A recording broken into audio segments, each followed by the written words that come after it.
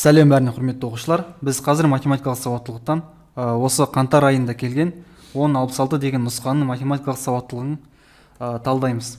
Бірінші есеп. Түбір асты 31 саны екі натурал санның арасында орналасқан. Осы екі натурал сандардың қосындысын тап дейді. Енді түбір асты 31 деген бұл примерно 5-те 5 деген сан шығады түбір асты 31-ден. Ал енді 5-те 5 деген ол 5-тің ішінде жатыр, 5-тен үлкен және 6-дан кіші. Осы екі санның арасында жатыр. Демек, біз осы екі санның бір-біріне көбейтіндісін табуымыз керек. Қосындысын табуымыз керек. 5 қосу 6 тең болады 11-ге. Оңай есеп. Келесі. Екінші есеп. А және Б бағандарын салыстырыңыз дейді. А бағанында 1-ден 25-ке дейінгі сандардың ішінде тақ сандар саны 1 мен 25-ті қоса есептегенде. Ал Б бағаны 12 деген. Осы екеуін салыстыруымыз керек біз. 1-ден 25-ке дейін қанша тақ сан бар екенін табамыз. 1, 3, 5, 7 деп 25-ке дейін барамыз. Сонда жалпы бізде бұл жерде 13 сан бар. Оны бұлай тапсақ та болады. 25-ті біз 2-ке бөлеміз. 2-ке бөлген кезде бізде қалады 12 және қалдықта 1 қалады. Демек, 12 қосу 1, 13 сан болады деген сөз. Ал егер мысалға бізде 60 сан болса, осы 60-ты ішінде қанша тақ сан бар екенін тап десе, 60-ты 2-ке бөлеміз, сонда бұда 30 тақ сан болады. Қалдық қалмаса, осы күйінде қалады. Егер қалдық қалса, 1-ді қосасыңдар. Онда бізде А бағанында 13 шықты, Б бағанында 12. Бұл жауап енді бізде А минус Б А тең болады Б плюс 1-ге. Вот Д деген жауап бар екен. Д деген жауап болады. Келесі. Кітаптың бір бөлімі 235-ші беттен басталып, осы санның цифрлары кері ретпен жазылған беттен аяқталады. Бұл бөлім неше беттен тұратынын анықтаңыз дейді. Кітап 235-тен басталады. Және осының цифрлары кері ретпен орналасқан беттен аяқталады. Яғни 5, 3, 2. Енді осының арасында қанша бет бар екенін табуымыз керек. Біз бұны табу үшін 532-ден азайтамыз 235-ті емес 234-ті. Себебі 235-ті азайтсақ, мына 235-тің өзі кетіп қалады. Бір бетті қосып азайтып жібереді ол. Так, енді бұл жерде қанша шығады? 298. 298. Д деген жауап. Так, мынаны қайттан түсіндіре кетсем, мысалға бізде кітап 3-ші беттен басталып 6-ші беттен бітеді десе, осының арасында қанша бет бар екен табу үшін біз 6-дан азайтамыз 2-ні, 3-те емес, сонда 4 бет бар. Бұл деген мысалға 3-ші бет, 4-ші бет, 5-ші бет және 6-ші бет деген сөз. Міне 4 бет бар. Так, келесі 4-ші есеп. Қорапта 5 көк, 4 ақ және 6 сары түсті шар бар. Оларды араластырып бір шар алынды. Алынған шардың көк болма ықтималдылығы, яғни ақ немесе сары болу ықтималдылығын табуымыз керек. 5 көк, 4 ақ, 6 сары. Осы жерден бізге табу керек көк болма ықтималдылығын, яғни ақ немесе сары болу ықтималдылығын табуымыз керек. Бұның формуласы П тең болады. Барлық сандар, қазір мына жерге барлық мысалы шарлардың саны, ал төбесіне бізде мүмкін сандар. Мүмкін деген бізде ол көк болма ықтималдылығы деген, яғни ақ немесе сары болу ықтималдылығы. Сонда сары немесе ақ болу ол 10 шар бар екен. 4 қосу 6, 10 шар бар.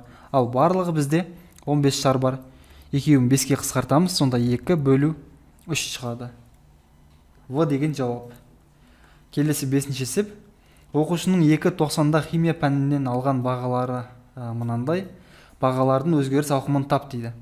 Өзгеріс ауқымы деген осы сандар тізбегіндегі ең үлкен саннан ең кіші санды азайтып тастағандағы шыққан санды айтады. Бұл жердегі бізде ең үлкен сан ол 5, ал ең кіші сан 3. Сонда 5-тен 3-ті азайтамыз, 2 шығады. Д деген жауап. Келесі 6-шы есеп.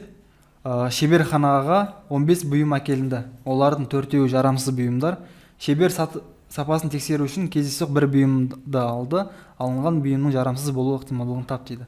Бағана 3-ші есеп или 4-ші есепті шығардық. Ана П тең мүмкін болатындарды бөлеміз барлығының санына. Бұл жердегі мүмкін болатындар бізде 4 жарамсыз бұйым бар, сол жарамсыздықтың ықтималдығын табуымыз керек. Сонда біз осы мүмкін 4-ті бөлеміз барлығының санына. Ол барлығы 15. 4 бөлу 15 да деген жауап болады. Келесі 7-ші есеп. Ақбота, Дана, Әлем, Мадияр және Адина бір отбасының балалары. Олардың жастары 2, 5, 8, 11 және 13. Әлем отбасындағы кенже бала. Ақбота мен Мадиярдың жастарының қосындысы Дананың жасына тең. Адинаның жасы неше екенін табуымыз керек. Так, Адина, Ақбота, Дана, Әлем, Мадияр. Олардың жастары мынандай. Әлем отбасындағы кенже бала. Онда Әлем деген 2 жаста, кенже деген ең кіші баланы айтады. Ақбота мен Мадиярдың жастарының қосындысы Дананың жасына тең. Яғни, мына жердегі Ақбота қосу Мадияр тең болады Данаға. Осы жердегі біз енді осындай санды табуымыз керек. Қандай санды бір-біріне, 2 санды бір-біріне қоссақ, 3-ші бір сан шығады мына сандардың ішінен, 4-еуінің ішінен. Ол 5 пен 8-де, 5-ке 8-ді қоссақ, 13 шығады. Демек, Әлемнің жасын таптық, Ақботаның жасын таптық, Мадиярдың жасын таптық, Дананың жасын таптық. Ал енді бізге Адинаның жасын тап дейді. Адина онда осы қалған жас 11-ге тең. Онда деген жауап болады. Келесі 8-ші есеп. 5 оқушыдан 2 кезекшіні қанша әдіспен таңдап алуға болады дейді. Бұл деген комбинаториканың СНК деген формуласымен шығады. Бұл жердегі оқушылардың саны n тең 5, k тең 2. 2 оқушыны аламыз. СНК тең болады. Бұл деген n-ның факториалы бөлінген k көбейту n минус k-ның факториалы. n деген бұл 5, ал астында k деген 2. n минус 2, 5 минус 2. Тең болады.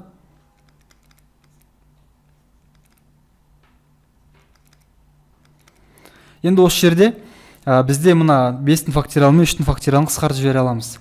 Себебі 5 деген ол 5 көбейту 4 көбейту 3 көбейту 2 көбейту 1.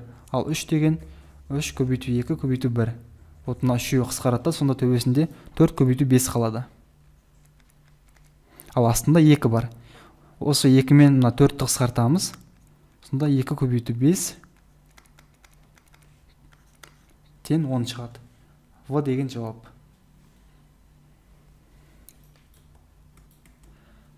Тоғызыншы есеп.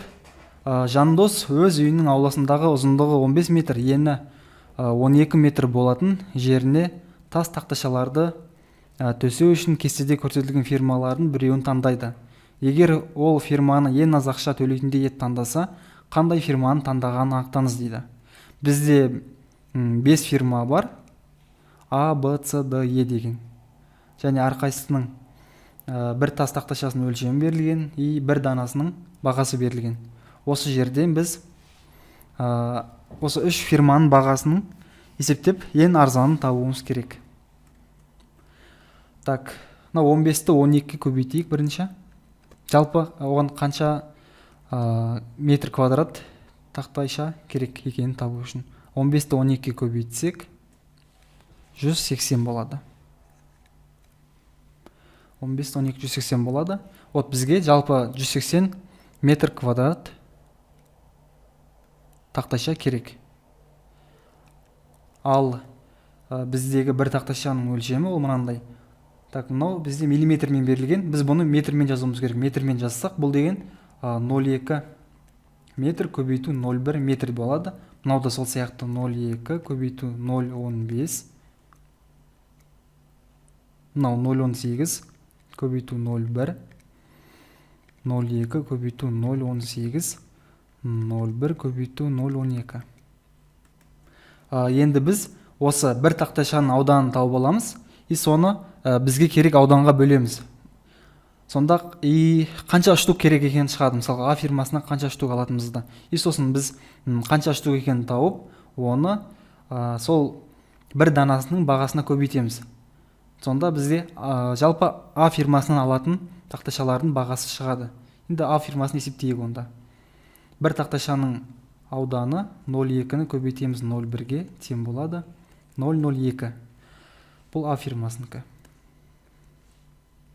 Енді осы бір тақтайшаның ауданын жалпы ауданға бөлеміз. 180-ді бөлеміз 0,02-ге тең болады. Так, қанша? 9000 болады екен. 9000. Вот, бізде 9000 тақтайша керек екен. Енді 9000-ды көбейтеміз 50-ге бағасына тең болады 45, 1 0, потом 3 0 бар. 450 000 теңге керек. Сол сияқты Б фирмасының бағасын есептейік. 0,2-ні көбейтеміз 0,15-ге тең болады 0,03. Ал 180-ді бөлеміз осы 0,03-ге тең болады 6000. Ал 6000-ды көбейтеміз, бұл 76 теңгеден екен. 76-ға 6076-ға көбейтсек 456 000 болады екен. Келесі енді С фирмасын есептейік. 0,18-ді көбейтеміз 0,1-ге тең болады 0,18. 180-ді бөлеміз 0,18-ге тең болады 10 000.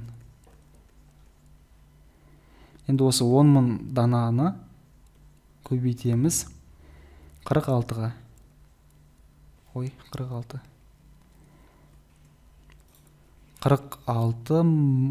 460 000 болады. Келесі Д есептейік. Д фирмасын. Д фирмасында 0,2-ні 0,18-ге көбейтеміз. Көбейтеміз 0,18-ге. Так, 0,2-ні 0,18-ге көбейтсек қанша шығыпты? 0,036 шығады екен. Ал енді 180-ді бөлеміз 36-ға тең болады 5000 дана керек бізге Д фирмасынан. Ал енді 5000-ді көбейтеміз 88-ге бір штуктың бағасына тең болады 440 000. Енді 5-ші фирма Е магазинінің фирмасын қарайық. 0,1-ді көбейтеміз 0,12-ге тең болады 0,012. 180-ді бөлеміз 0,12-ге тең болады 150 15 000. Ал 15 000-ды көбейтеміз 35-ге тең болады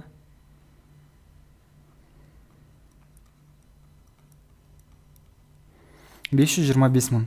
Вот біз 5 фирманың да бағасын есептеп шығардық. Енді бұл жердегі ең арзаны ол мынау 440 000 болады. Бұл Д фирмасынікі. Д деген жауап, Е деген нұсқада бар екен. Айтпақшы, бізде қазір наурыз айына курсқа жазылып жүріп жатыр. Егер математика, физика, геометрия, ағылшын және математикалық сауаттылық пәндерінен курсқа жазылуларың келсе, және осы бір айдың ішінде как раз наурыз айында ұбт тапсырасыңдар, балдарыңды жоғарылатқыларың келсе, біздің курсқа жазылсаңдар болады. Математикалық сауаттылық пәнінен курсты мен өзім өтемін. 46 тақырып бар, барлық тақырып қамтылған. Соның ішінен өздерін білмейтін нәрселерді біліп алуларына болады. Олай болса, курсқа жазылсаңдар болады. Толық ақпаратты осы видеоның астында қалдырып кетеміз. Сол жерден оқып білсеңдер болады. Так, келесі есеп. цифрларының қосындысы 4-тен артық болатын барлық екі таңбалы неше сан бар екенін тап дейді. Бұл деген былай. Мысалға, екі таңбалы бір сан бар, міне екі таңбалы былай тұрады. Кез келген, мысалға 45 алайық. 45 деген екі таңбалы сан бар. И осылардың цифрларының қосындысы, яғни 4 қосу 5, 4-тен артық болу керек дейді. Міне бізге сонда осындай сандар керек. 4-тен артық. Енді осындай сандарды табайық. Бұны біз мысалға 13, 14, 15, 16 деп есептей берсек, бұл шексіз көп болады. Сол үшін цифрлардың қосындысы 4-тен артық емес, наоборот, кемдерді тауып алайық та, соны барлық екі таңбалы сандардан азайта салайық. Бізде барлық екі таңбалы сандардың саны қанша екен? Бірінші соны табайық. Екі таңбалы сандар өзі 10-нан басталады да 99-ға дейін барады. Демек, қараңдар. Бағана айттым, осы 10-нан 99-ға дейін есептеу үшін 99-дан біз азайтамыз. 10-ды емес 9-ды. Сонда бізде 92 таңбалы сан бар.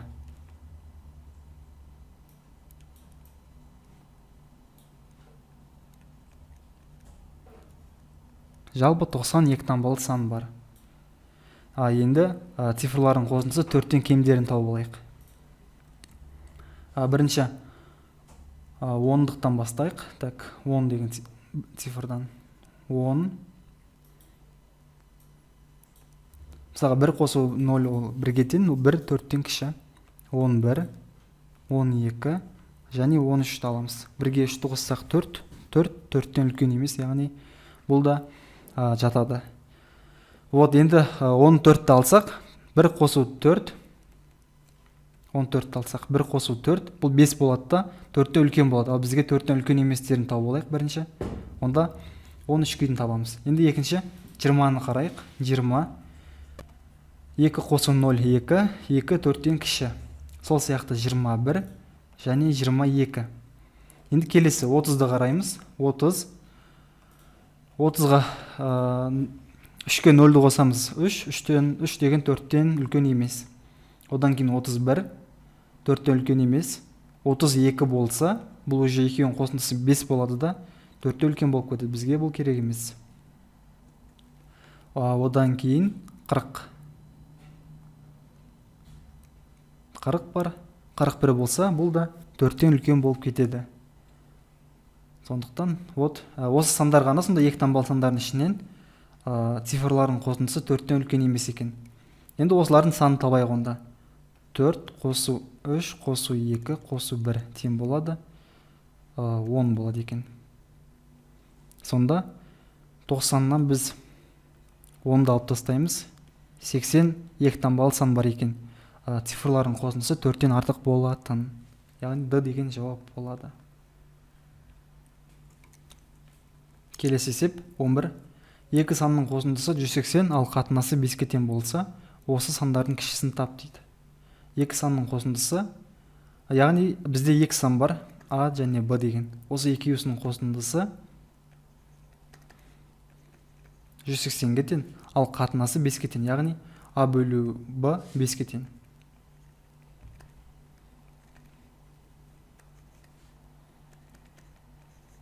Осы жерден ары қарай ықшамдайық. Мына Б-ны теңдіктің оң жағына көбейтеміз, сонда 5Б болады. А тең 5Б.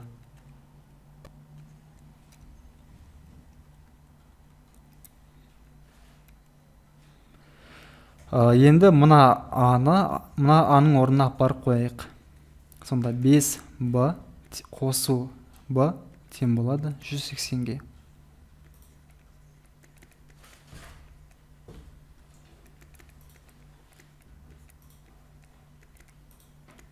Б-ны таптық, Б 30-ға тең.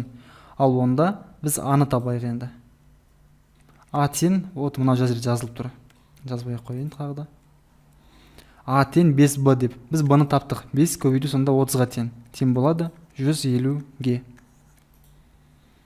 Ал енді бізге несін сұрап тұр? Осы сандардың кішісін тап дейді. Кішісі 30-ы кіші, ол сонда Д деген жауап болады.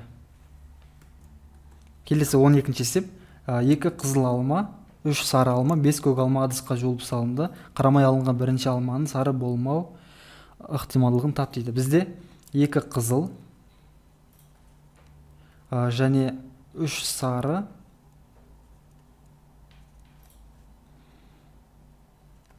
бес көк алма бар жалпы. И бізге айтады, осы бір алма қарамай алсақ, соның сары болмау ықтималдығын тап дейді.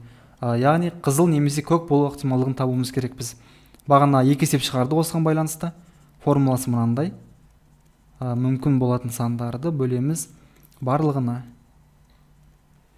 Мүмкін болатындар ол. Бізде қызыл мен көкті табамыз. 2, 5, 7. Ал осыны бөлеміз барлығын қосындысына. Яғни 2 қосу 3 қосу 5-ке тең болады.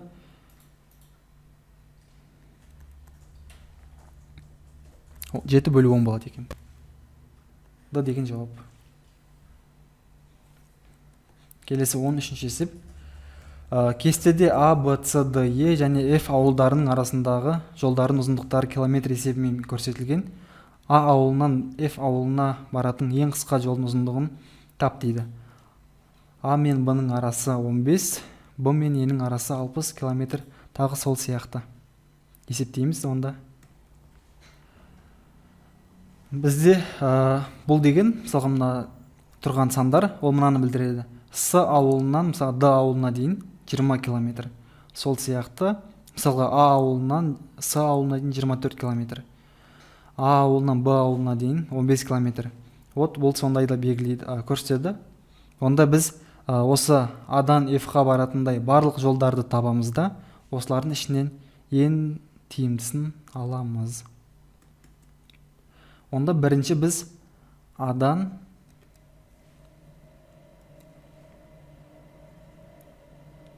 Б-ға барайық. Адан Б-ға дейін, міне, Адан Б-ға дейін 15 километр. Ана жерге 15 деп қоямыз. Енді осы Б-дан С-ға барайық. Міне, мына тұрған Б деген ауылдан, мына С деген ауылға барамыз, мына 13-ке. Сонда екеуінің арасы 13 болады. Енді С-дан Д-ға барамыз. С-дан Д-ға дейін 20. Д-дан Е-ге барамыз. Мінеке Д-дан Е-ге дейін барамыз. 20 екен. Келесі Е-ден Ф-ға барамыз. Е-ден Ф-ға дейін 15. Сонда төбесіндегі барлығын қоссақ, 15, 13, 20, 20, 15, 40, 55, 60, 70, 83 болады. 83 километр. Егер осы жолмен барсақ. Бұл есепті өте көп оқушы шығара алмайды. Маған көп адам сұрап жатады осы есепті. Сондықтан жақсылап түсініп алыңдар. Бір түсініп алсаңдар, ары қарай шығару қиын емес. Енді екінші жолды қарайық. Екінші жол, мысалға енді Адан тағы да Б-ға барсын. Екеуінің арасы 15. Енді Б-дан С деген ауылға тағы да барсын. Оның арасы 13 білеміз. Енді С-дан кейін қарасақ, біз бағана С-дан кейін Д-ға бардық. Енді Д-ға емес, С-дан кейін сразу Е-ге барайық. Енді жолымызды өзгертуіміз керек қой. Онда С-дан кейін Е дейміз. С мен Е-нің арасы 24. 24 екеуінің арасы.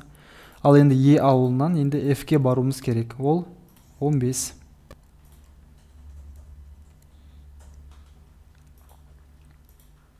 Енді қарайық. 15, 13, 28, 48, 52, 62, 67. 67 болады. Енді басқа жолды қарайық. Енді біз А ауылынан тағы да Б ауылына барамыз. Екеуінің арақашықтығы 15. Енді Б ауылынан біз бағана С ауылына бардық және Е ауылына бардық. Уже ешқандай не жоқ екен. Одан басқа ауыл жоқ. Онда Б ауылынан кейін сразу Е-ге барайық.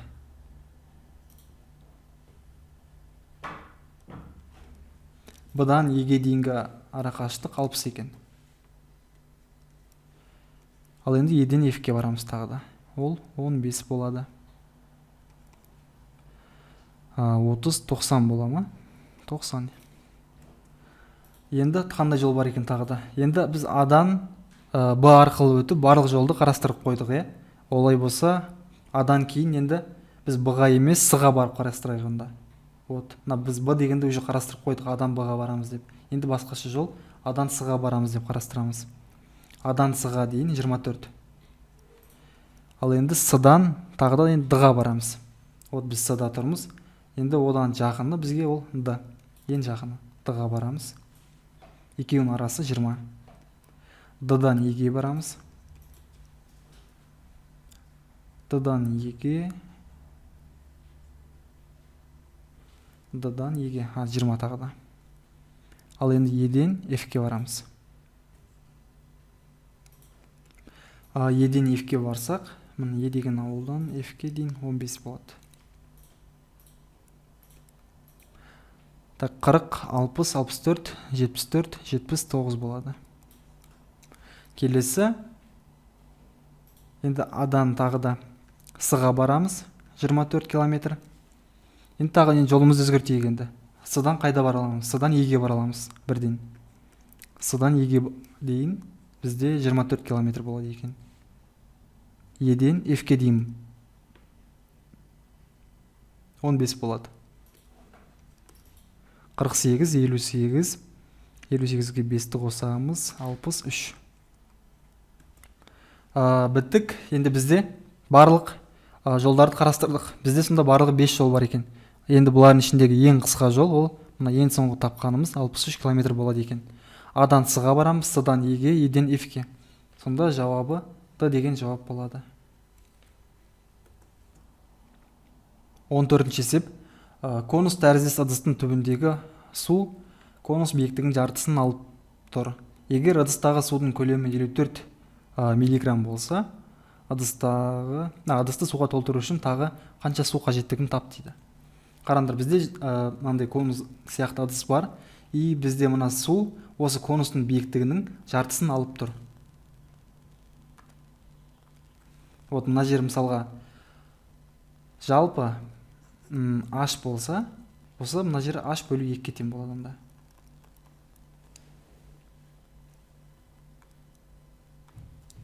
Мына жеріміз біздің H бөлу 2-ге тең. Ой, көрінбей қалады екен.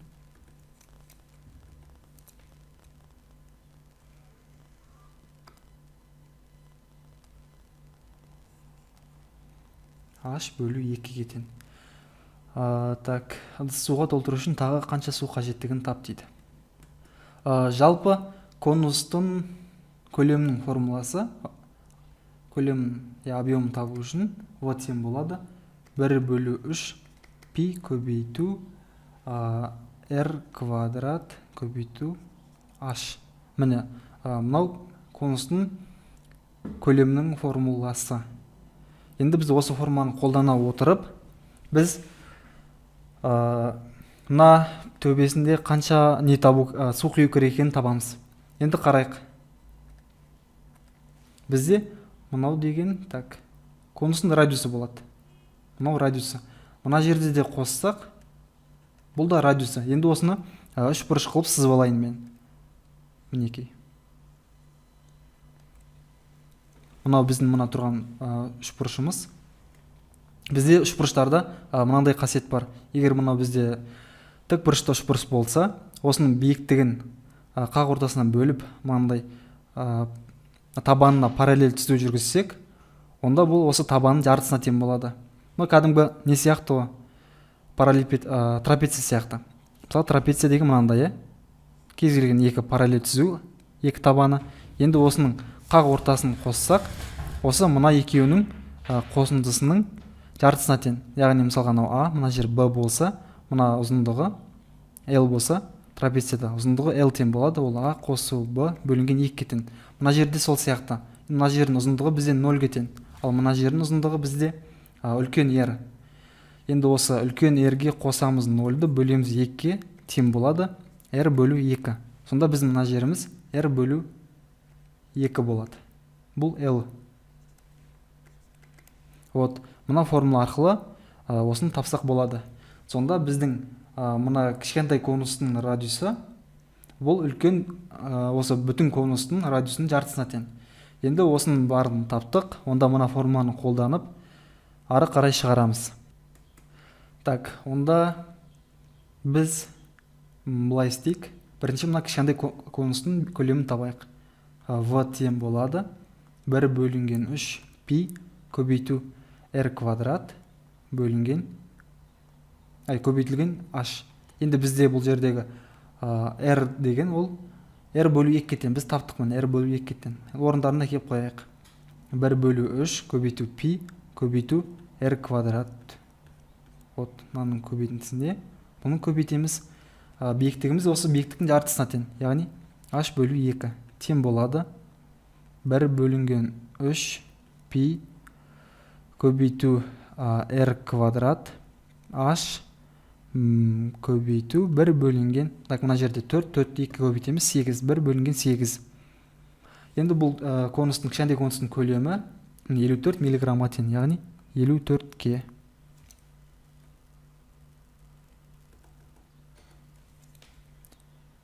тең. Так, енді біз табуымыз керек үлкен конустың ауданын. Біз енді кішкентай конустың көлемін деген көлемін былай өрнектедік.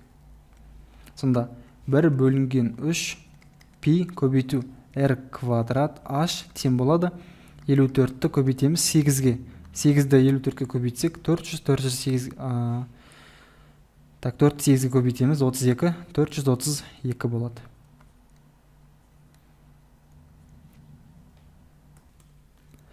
Ал мына есептегеніміз бұл мына үлкен конустың көлемі. Вот тең болады 1 бөлу 3 пи r квадрат h деген мынау тұр. Бұл үлкен конустың көлемінің мәні. Так, біз енді кішкентай конустың көлемін таптық, ол 54, үлкен конустың көлемін таптық 432. Енді біз мына бос кеңістікті табу үшін үлкен конустың көлемінен 432-ден азайтамыз 54-ті. Тең болады 382, 378 болады, иә?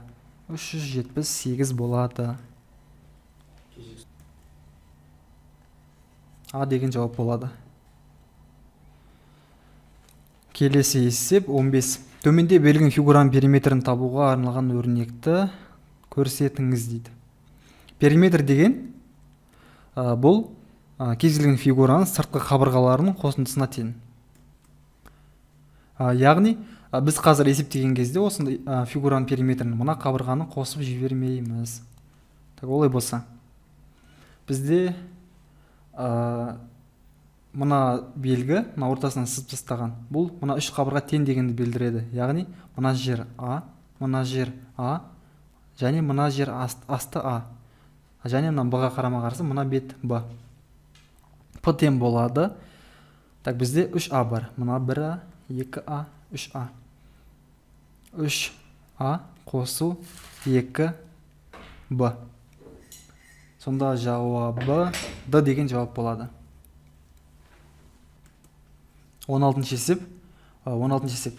Суретте 1, 2, 3 сандары арқылы номерленген 3 жолақтың ені бірдей және аға тең. Мыналардың барлығының ендері бірдей және аға тең. Бұл 3 жолақ 2 параллель түзуді қосады. Міне ол 2 параллель түзу мынау тұр. Мына бірінші, мынау екінші түзу. Жолақтардың аудандарына қатысты дұрыс тұжырымды табыңыз дейді. Енді мыналарды біз фигура деп алсақ, әрқайсысын, мынаны біріншіні, екіншіні, үшіншіні. Онда бірінші фигурамыз біздің ол тіктөрт бұрыш. Онда біздің мына тұрған қабырғамыз бұл H болсын. А қабырғасынан түсірілген H болсын. Онда бұл тіктөрт бұрыштың ауданы, біріншісінің ауданы S тең болады А көбейту H аға. Вот, осы жерден тоқтайды. Енді екінші фигураны қарайық. Екінші фигурамыз бұл біздің параллелограмм. Бұның ауданы s тең болады табанына түсірілген биіктік. Параллелограммның ауданы ол бір қабырғасына түсірілген биіктік, яғни бір қабырғаны біз а деп аламыз. Осы а қабырғасына түсірілген биіктік ол мынандай болады. Ал бұл биіктік біздің ол HA-ға тең, яғни бұның да ауданы h көбейту HA-ға. Енді үшіншісін қарайық. Үшіншісінде бізде мынандай фигура берілген. Егер біз осы фигураны екіге бөлсек қақ ортасынан, бізде екі параллелограмм шығады. Осы екеуісінің аудандары және бір-біріне тең, қақ екіге бөліп тұр. Енді біз осының біреуісінің ауданын тауып алайық. Мысалға S3 деп тауып алсақ, жаңа айтып кеттік, параллелограммның ауданы табанына түсірілген биіктікке тең, яғни мына жартысына түсірілген биіктікке тең. А қабырғасына түсірілген биіктік ол HA бөлінген 2. Вот біздің HA дегеніміз ол жалпы мына жер еді. Ал енді мына қабырғамыз біздің ол жартысына тең, сонда HA бөлу 2 болады. Біздің мына кішкентай аудан фигурамыздың ауданы соған тең болды, мына жеріміздің ауданы. Ал енді мына жеріміздің ауданы тоже соған тең, сонда жалпы осы фигураның ауданы мынаны 2 еселегенге тең. Осы екеуі қысқарады да, қайттан бұл да шығады а көбейту HA-ға. Сонда үшеуінің де ауданы тең екен. С деген жауап болады. Келесі 17-ші есеп. Әлішердің 6 жұп және 6 жұп көк және 6 жұп қара шұлығы бар. Өте қажет жағдайда бөлмеде жарық сөніп қалғанда қараңғыда міндетті түрде екі бір түсті шұлық алып шығу үшін Әлішер кемінде неше шұлық алу керек екенін табуымыз керек. Енді бізде айтады 6 жұп көк шұлық бар және 6 жұп қара шұлық бар. Вот. Енді бізде қараңғыда осы жерден екі бірдей шұлық алуымыз керек. Егер біз бір шұлық алсақ, оның біреуі көк немесе қара, өзі көк немесе қара болуы мүмкін. Ал егер екі шұлық алсақ, мысалға, оның біреусі көк, біреусі қара болуы мүмкін, екеуі бірдей болмауы мүмкін. Ал егер үш шұлық алсақ, осы үш шұлықтың біреуі көк болуы мүмкін, біреуі қара болуы мүмкін. Ал үшіншісі міндетті түрде не көк, не қара болады. Қай түс болса да, бізде екі бірдей түсті шұлық болады. Сонда бізде үш шұлық алсақ жеткілікті екен, қарамай. Екі бірдей шұлық аламыз. Келесі 18-ші есеп. Менің үш ұлым бар. Біріншісінің жасы менің жасымның бірінші цифрына тең. Екіншісінің жасы менің жасымның екінші цифрына тең. Және үшіншісінің жасы менің жасымның цифрларының қосындысына тең. Еш қайсымыздың жасымыз бірдей емес, және барлығымыздың жастарымыздың қосындысы 60-қа тең болса, онда менің жасымды анықтаңыз дейді. Бұл есепте онда жауаптарын қойып шығарады екенбіз. Енді бұл сөйлеп тұрған папасы, осы папасын біз жасын мысалға екі таңбалы сан дейміз да, и а және б деген екі цифрдан құралған деп ойлайық. Егер бірінші баласының жасы айтады, жасы менің жасымның бірінші цифрына тең, яғни бірінші баласының жасы аға тең. Ал екінші баласының жасы жасымның екінші цифрына тең дейді. Яғни бұл екі б цифрына тең. Ал енді үшіншісін табайық. Үшіншісі менің жасымның цифрларының қосындысына тең, яғни а қосу б-ға тең. Енді бізге айтады, еш қайсымыздың жасымыз бірдей емес, және барлығымыздың жастарымыздың қосындысы 60-қа тең болса, онда менің жасымды анықтаңыз дейді. Енді жауаптарын орындарына қойып табамыз бұл есепте. Әйтпесе табу өте қиын болады. Енді а жауабын қарайық. 37-ні қояйық бірінші. Егер папасының жасы 37-де болса, онда баласы 3-те тең, бірінші баласы, екінші баласы 7-ге тең, ал үшінші баласы 3 қосу 7 10-ға тең. Енді осы төртеуінің қосындысы бізге 60-қа тең болу керек. 3-ке 7-ні 10, 10-ға 10 20, 20-ға 37-ні қосамыз 57. 60-қа тең болған жоқ. Онда келесі в жауабын қарайық. 38-ді. Папасының жасы 38 болса, бірінші баласы 3-те болсын, екінші баласы 8-де, үшінші баласы онда а плюс б 11-де болады. Енді осы төртеуінің қосындысы 60-ға тең болу керек. 38, оған 3-ті қосамыз 41, 41-ге 8-ді қосамыз 49, 49-ға 11-ді қосамыз 60, яғни 38 деген дұрыс жауап екен. Б жауабы болады.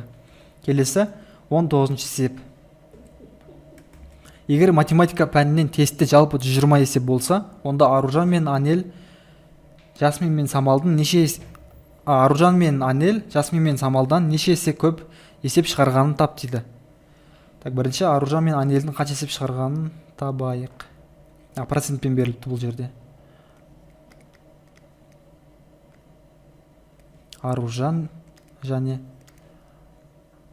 Анел. Анел деп жазылыпты. Анел. Бізде Аружан мен Анел 45, 20, 65 пайыз екен. Ал Самал мен Жасмин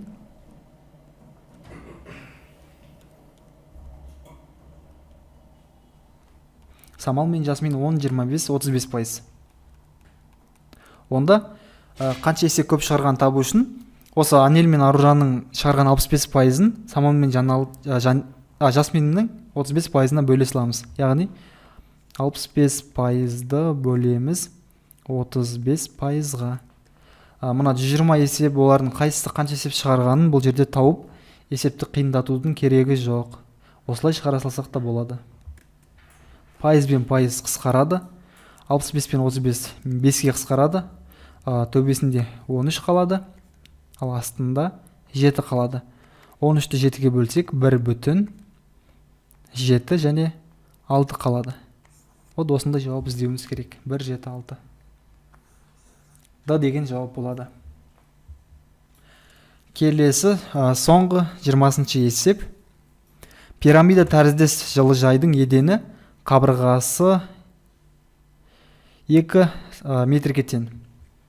Мына жерде негізі пирамида тұр, дұрыс көрінбей қалған. Мына бұлай болады. Түзу екен ғой. Міне мынандай пирамида бар. Егер жылыжайдың биіктігі 3 метрге тең болса, жылыжайдың жақтары еденмен қандай бұрыш жасайтынын тап дейді. Так, бізде пирамиданың биіктігі берілген және табанындағы қабырғасының ұзындығы берілген. Биіктігін салайық.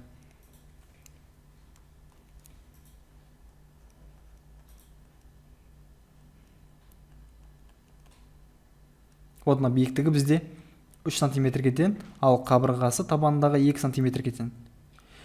Бізге пирамиданың мысалға жақтары мен табанының арасындағы бұрыш табуды, қалай табуды мектепте үйренген шығарсыңдар. Бұның табу жолы бұлай.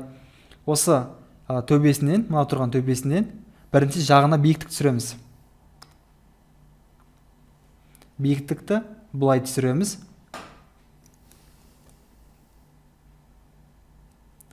Биіктік осылай болады. Осы биіктікті түсірдік. Енді осы табанынан осы қабырғаға, мына қабырғаға биіктік түсіреміз. Ол биіктікті міне мына тұрған сызықты алдық. Олай болса, бізге табу керек мына жердегі бұрышты. Енді осыны былайырақ дұрыстап сызып алайын.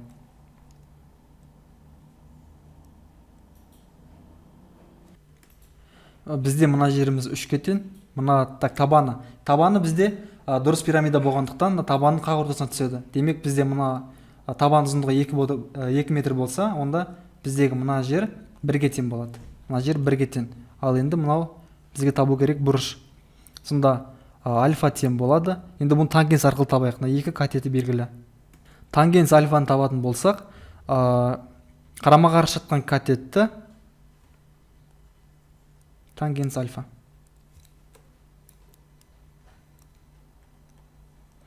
Қарама-қарсы жатқан катетті бөлеміз іргелес жатқан катетке. Яғни 3-ті бөлеміз 1-ге. Енді осы жердегі альфаны табатын болсақ, ол арктангенс 3-ге тең. А деген жауап шығады. Қазіргі нұсқа талдау аяқталды. 20 есебінде шығарып біттік. Егер ұнаса, лайк басып, достарымызбен бөлісіп, коммент жаза кетейік. Жақсы, сау болыңдар.